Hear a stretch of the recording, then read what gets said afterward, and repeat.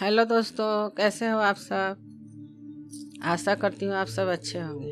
इस कहानी का हेडलाइन है चिड़िया का घोंसला। इस बार गर्मी की छुट्टियों में एनी अपने सहेलियों के साथ खेलने के बजाय सारा दिन पार्क में बैठी छोटे छोटे पक्षियों की घोंसला बनाते देखती रहती। पार्क में तरह तरह के पक्षी आते थे, गौरैया, कबूतर, कठफोड़वा, लावा और बुलबुल। एनी किसी भी पक्षी को देखते ही पहचान जाती थी, क्योंकि उसकी मैम ने उसे सभी पक्षियों के सुंदर चित्र दिखाए थे और कहा था कि इन छुट्टियों में तुम इन सब पक्षियों की आदतें गौर से देखना और गर्मी की छुट्टियों के बाद जब स्कूल खुलेगा तब तुम सबको पक्षियों पर एक लेख लिखने के लिए दिया जाएगा। सबसे अच्छे लेख पर जो किताब इनाम में दी जाने वाली थी वह भी बच्चों को दिखाई दी गई।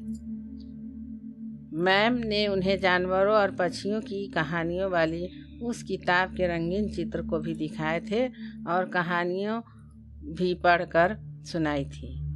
एनी को वह किताब इतनी पसंद आई थी कि उसने मन ही मन यह निश्चय कर लिया था कि जैसे भी हो वह इस किताब को पाने के लिए मेहनत करेगी, और इसलिए एनी अपने छुट्टियां खेलने के बजाय पार्क में बैठकर पक्षियों की आदत को जानने में गुजार रही थी।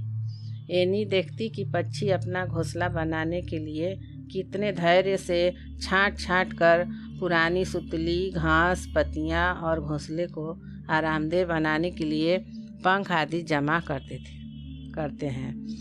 एनी का भी जी चाहता कितना अच्छा होता कि मैं भी इन पक्षियों को कुछ मदद कर सकती।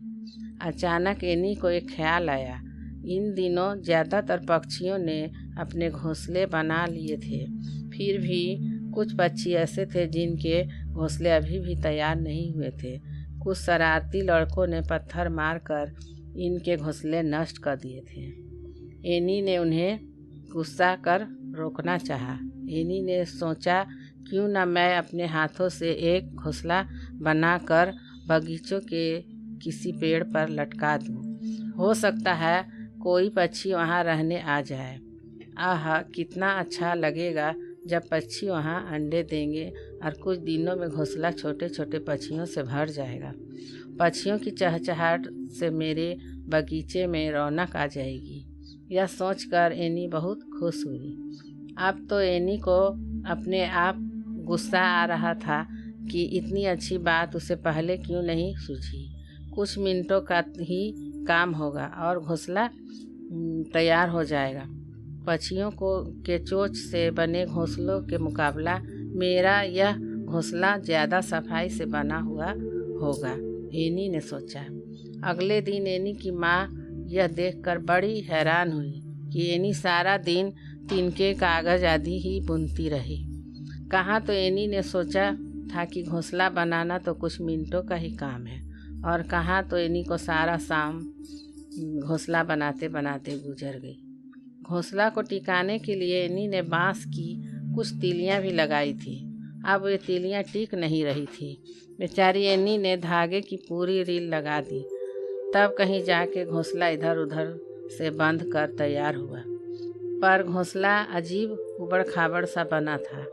यह तो पक्षियों को बहुत चुभेगा, यह सोचकर एनी माँ के पास गई और बोली, माँ, यह घोंसला अंदर से कितना सख्त है, इसे जरा नरम बना दो ना। माँ ने एक छोटी कटोरी ली और घोंसले के अंदर उसे गोल गोल घुमाकर काफ़ी हद तक उसे आरामदेह बना दिया। उबड़ खाबड़ टिनके और कागज बैठ गए थे। अब एक छोटा सा घोंसला तैयार था, जो न गोल कहा जा सकता था, न चौरस और न लंबा। चिड़िया चोंच से घोंसला बनाती है, पर कितने सलीके और सफाई से बनाती है। हाथों से तो कभी ऐसा घोंसला बनाए ही नहीं दे जा सकते। सुबह एनी ने बड़ी शान से वह घोंसला बगीचे के पेड़ पर लटका दिया और कुछ दूर खड़ी इंतजार करती रही, कोई पक्षी आकर उसे अपना घर बना ले। जब काफ़ी समय गुजर गया और कोई पक्षी ना आया तो एनी बड़ी निराश हुई। अचानक उसने देखा लावा पक्षियों के एक जोड़े ने, जो घोंसला के ऊपर मंडरा रहा था, चोंच मारकर घोंसला तोड़ फोड़ डाला। शैतान पक्षी गुस्से ने एनी बड़बड़ाई। एनी की आवाज़ सुनकर उसकी माँ वहाँ आ गई। माँ देखो ना, उन्हें मेरा घोंसला पसंद नहीं आया, एनी ने सुबकते हुए कहा। माँ भी वहीं खड़ी होकर पक्षियों की हरकत देखने लगी। अचानक माँ जोर से हंस पड़ी। देखो एनी, ये पक्षी सबसे पहले घोंसले से तिनके चुन चुन कर एक नया घोंसला तैयार कर रहे हैं। हो सकता है ये लोग और किसी के बनाए घोंसलों में रहना पसंद नहीं करते। माँ, मैं जो लेख लिखूंगी न, उसमें यह बात भी ज़रूर लिखूंगी, एनी बोली। एनी पक्षियों ने घोंसला चाहे जिस कारण तोड़ा हो, पर वे तुम्हारा बड़ा एहसान मान रहे होंगे कि तुमने घोंसला बनाने का सारा सामान एक जगह जमा कर रखा है। माँ ने कहा। माँ, तुमने एक बात पर गौर किया? एनी ने माँ से कहा। यह लावा अपना घोंसला झाड़ियों के अंदर बनाती है।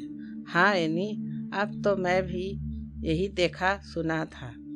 लावा अपना घोंसला पेड़ पर या घरों के रोशनदानों आदि में बनाती है। आज पहली बार यह तरीका देख रही हूँ। एनी सारा दिन बगीचों में बैठी लावा पक्षियों को काम में जुटे देखती रही। एनी की मौजूदगी का पक्षी भी बुरा नहीं मानते थे।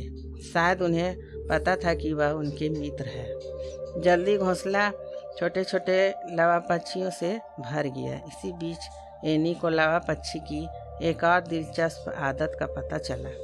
आमतौर पर पक्षी उड़ते हुए आते हैं और सीधे अपने घोंसले पर ही उतरते हैं, पर लावा कभी ऐसा नहीं करती। वह हमेशा अपने घोंसले से थोड़ा दूरी पर उतरती है और फिर फुदक फुदक कर और थोड़ा इधर उधर पता चले घूमकर अपने घोंसले में जाती है। शायद वह नहीं चाहती कि किसी को उसी के घोंसले की जगह पता चले। छुट्टियों के बाद जब मैं लेख प्रतियोगिता हुई तो एनी को प्रथम पुरस्कार मिला। इनाम वाली किताब हाथ में पकड़े एनी अपने सहेलियों को बता रही थी। तुम्हें पता है ना, मैंने एक नहीं 2 इनाम जीते हैं। एक तो यह किताब और दूसरा अपने बगीचे में छोटे छोटे लावा पक्षियों से भरा घोंसला। इस कहानी से हमें सीख मिलती है कि कोई प्रतियोगिता जीतने से ज़्यादा दूसरों की मदद करके खुशी मिलती है। धन्यवाद। अगर आपको ये कहानी पसंद आए तो कृपया लाइक करें, सब्सक्राइब करें